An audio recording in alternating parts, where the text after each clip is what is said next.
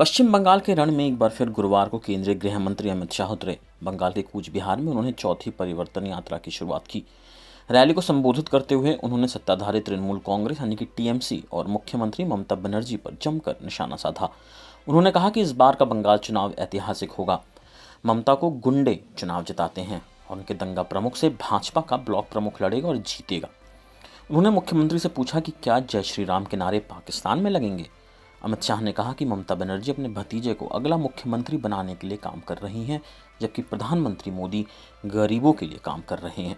उन्होंने कहा कि सरकार बनने के बाद राज्य में केंद्र की योजनाओं को लागू किया जाएगा। अमित शाह ने कहा कि चुनाव खत्म होते होते ममता बनर्जी भी जय श्री राम बोलेंगी। ममता बनर्जी सिर्फ एक समुदाय का वोट लेने के लिए ऐसा करती हैं। उन्होंने पूछा कि अगर बंगाल में जय श्री राम नहीं बोलेंगे तो क्या पाकिस्तान में बोलेंगे। गृह मंत्री ने कहा कि जय श्री राम के नारे को ऐसा बना दिया गया है जैसे कि कोई अपराध हो।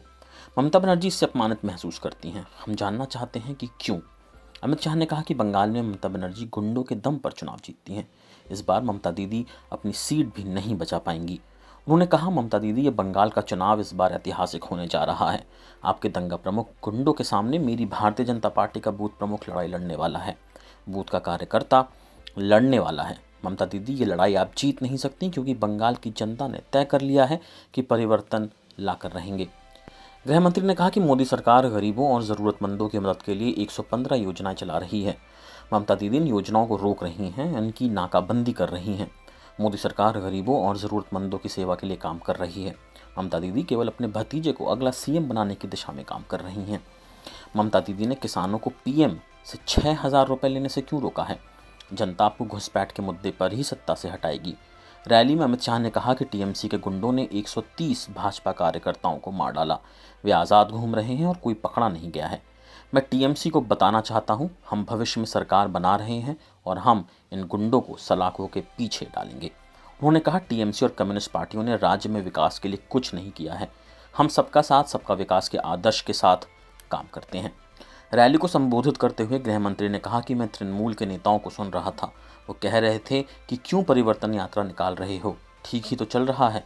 मैं आज बंगाल के इस प्रचंड जनमानस के बीच कहने आया हूं कि परिवर्तन यात्रा किसी मुख्यमंत्री को बदलने की परिवर्तन यात्रा नहीं है, किसी नेता को हराकर दूसरे नेता को लाने की नहीं है।